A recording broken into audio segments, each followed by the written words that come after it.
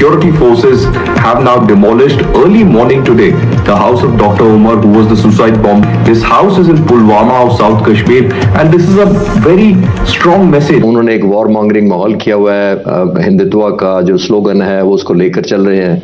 और मैं अक्सर ये कहता हूं कि हम एक छोटा मुल्क हैं, हिंदुस्तान के निस्बत जोग्राफिया में भी छोटे हैं, आबादी में भी छोटे हैं, रकबे में भी छोटे हैं। हम फेल हो गए, कम्युनिटी को इसकी जिम्मेदारी लेना पड़ेगी। अगर तुमने हमारे नाम के ऊपर ये हरकत की तो हम आपके जनाजे में शिरकत नहीं करेंगे, आपको दफनाने के लिए जमीन नहीं मिलेगी। भारतीय सेना रेड अलर्ट पे आ चुकी है।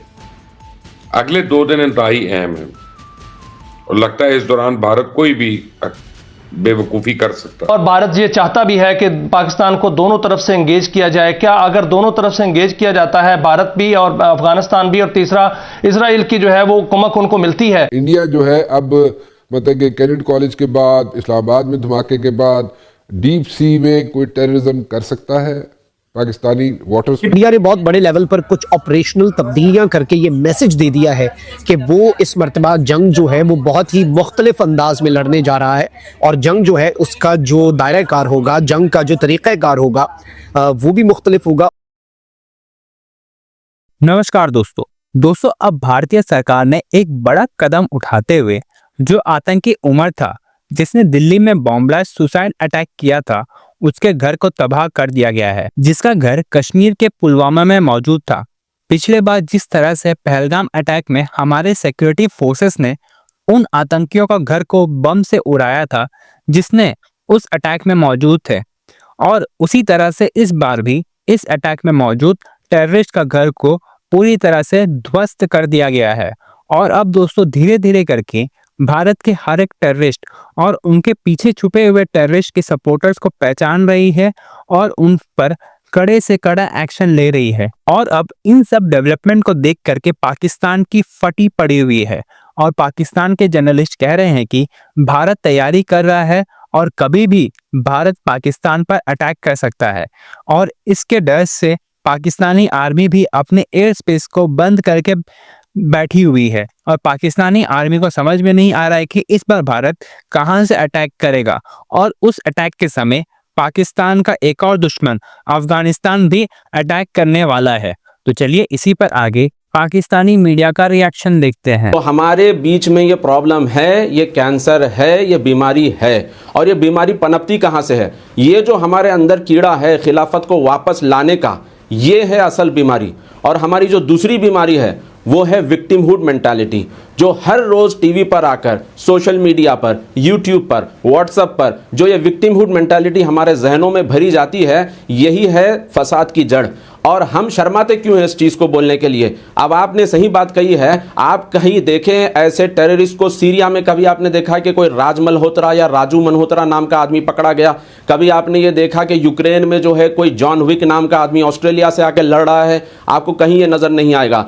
अनफॉर्चुनेटली हम जनरलाइजेशन तो नहीं करेंगे, अक्सर मुसलमान अच्छी तबीयत के होते हैं, मगर ये प्रॉब्लम हमारे बीच में है और फिक्स हमको ही करना पड़ेगा। कोई बाहर से आके कोई फिक्स करने वाला नहीं है। सिख कम्युनिटी में भी खालिस्तानियों का प्रॉब्लम था, तो सिख रेजिमेंट इंडियन आर्मी में है जिन्होंने अपने ही बिरादरी के खिलाफ बंदूक उठाई है। मगर आप बताइए, बंदूक तो दूर के बाद हम हमारी बिरादरी के खिलाफ जबान तक नहीं खोलते हैं। उन्होंने एक वॉर मॉन्गरिंग माहौल किया हुआ है, हिंदुत्व का जो स्लोगन है वो उसको लेकर चल रहे हैं।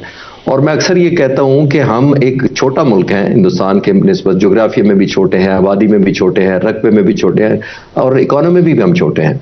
लेकिन ये बड़ा अजीब जो मैं आज तक मरला हल नहीं कर सका, या मसला जो मेरे जहन में नहीं आज तक समझ आया, वो ये है कि एक बड़ा मुल्क अपने लोगों को 1.4 बिलियन उनकी पॉपुलेशन है, 140 करोड़ के करीब, और 25 करोड़ के मुल्क का नाम ले लेके 140 करोड़ को डराता है कि अगर तुमने ये ना किया तो पाकिस्तान आ जाएगा। अब किसी मुल्क में आप रीजनल इलेक्शन देख लें, हमारी तो बाद में बात करते हैं, बांग्लादेश, नेपाल, श्रीलंका, भूटान, कोई मुल्क पाकिस्तान का नाम लेके नहीं डराता। अगर डराता है तो हिंदुस्तान का नाम लेके डरा सकता है। लेकिन हम पाकिस्तान में हमारा जब इलेक्शन होता है तो हम किसी का नाम नहीं लेते। हम इनसिक्योरिटी लोगों के ज़हन में, हमारे अपने मसले हैं, चाहे वो करप्शन हो, चाहे बैड गवर्नेंस हो, या कोई वजह भी हो, हम उस पर पॉलिटिक्स करते हैं, और जो कि सारी दुनिया में होती है।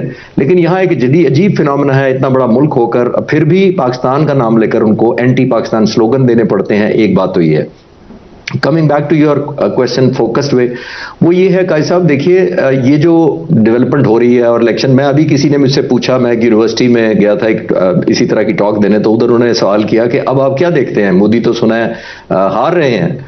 मैंने कहा खित्ते के लिए ओवरऑल तो उनका हारना बेहतर है, लेकिन जीतने के और हारने दोनों की खित्ते ने कीमत देनी है।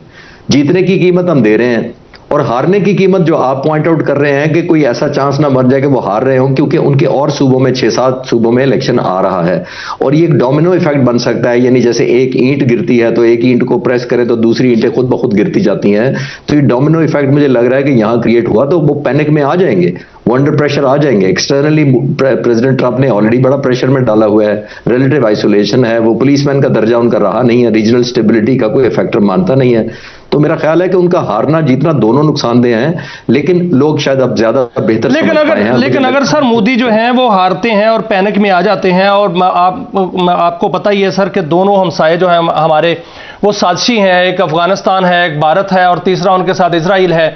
और भारत ये चाहता भी है कि पाकिस्तान को दोनों तरफ से एंगेज किया जाए। क्या अगर दोनों तरफ से एंगेज किया जाता है, भारत भी और अफगानिस्तान भी और तीसरा इजराइल की जो है वो कुमक उनको मिलती है? भारत जो है उसकी तैयारियां, अलबत्ता जो कैबिनेट कमेटी ऑन सिक्योरिटी है उसके एलामिये के अंदर जो नरेंद्र मोदी ने चेयर की, उसमें पाकिस्तान को डायरेक्टली एक्यूज नहीं किया गया, लेकिन जंगी तैयारियां, ट्राई सर्विसेज एक्सरसाइज खत्म होने के बाद भी नोटम्स का इन प्लेस रहना, मिलिट्री बिल्डअप, फाइटर जेट्स का रनवेज के ऊपर परवाजें करना और फिर जासूसी वाले ड्रोन्स जो है उनका पहले 12 घंटे और फिर 5 घंटे के लिए LOC के करीब आकर जासूसी करना, ये इस जानिब एक बहुत वाज़ेह इशारा है कि कुछ बहुत बड़ा जो है वो प्लान किया जा रहा है और कुछ बहुत बड़ा जो है वो in the next few hours Bharat की तरफ से किया जाएगा।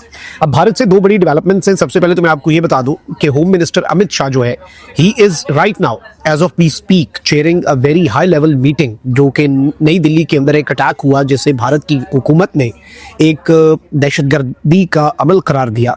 उस हवाले से अमित शाह ने एक आला सतह का जो इजलास है, और इसमें सबसे अहम तरीन चीज़ ये है कि होम मिनिस्ट्री के टॉप ऑफिशियल्स के साथ साथ इस इजलास के अंदर जो इंटेलिजेंस के अफसरान हैं वो भी शामिल हैं। अच्छा, on the other hand Bharat के अंदर जो भारतीय मीडिया है वो लगातार एक बहुत बड़े मंसूबे की बात कर रहा है कि कुछ बहुत बड़ा भारत के अंदर होने जा रहा है, और भारत के तमाम तर बड़े शहरों के अंदर हाई अलर्ट जो है वो भी जारी कर दिया गया है। और इसके साथ ही साथ अब तो यहाँ तक ये बताया जा रहा है कि राम मंदिर जो है उसकी जो सिक्योरिटी है वो भी बीफ अप कर दी गई है, क्योंकि एक पोटेंशियल थ्रेट जो है उसके हवाले से भी कुछ खदशात जो है वो जाहिर किए जा रहे हैं कि राम मंदिर का जो एरिया है उस पर भी कोई ना कोई हमला हो सकता है। यानी वहाँ पर मामलात ये है कि दहशतगर्दी के वाक़यात जो है उनकी एक सीरीज़ के हवाले से इंडियन मीडिया एक नैरेटिव बिल्ड कर रहा है और उसे उन्हीं डॉक्टर्स के साथ और मकबूजाबादी के अंदर जो ग्रुप्स है उनके साथ कनेक्ट करने की कोशिश कर रहा है, जिनके साथ वो पहले भी इन्हें कनेक्ट करता है। तो इस चीज़ को भी अगर हम एनालाइज करें और समझने की कोशिश करें तो बहुत कुछ हमारे सामने क्लियर हो जाता है। वहीं दूसरी जानिब नाज़रीन इकराम, जो भारत का एक जनरल है उसने आज एक स्टेटमेंट दी है और उसने कहा है कि भाई हमारी रुद्रा ब्रिगेड जो है, अब इंडिया कोल्ड स्टार्ट का डॉक्ट्रिन जो है उसे कोल्ड स्ट्राइक के डॉक्ट्रिन में बदल रहा है। यानी हमारी जो जंग के अंदर तैयारी है और जो जंग के अंदर फौज का जवाब होगा, इंडिया ने बहुत बड़े लेवल पर कुछ ऑपरेशनल तब्दीलियां करके ये मैसेज दे दिया है कि वो इस मरतबा जंग जो है वो बहुत ही मुख्तलिफ अंदाज में लड़ने जा रहा है, और जंग जो है उसका जो दायरा कार होगा, जंग का जो तरीक़ा कार होगा वो भी मुख्तलिफ होगा।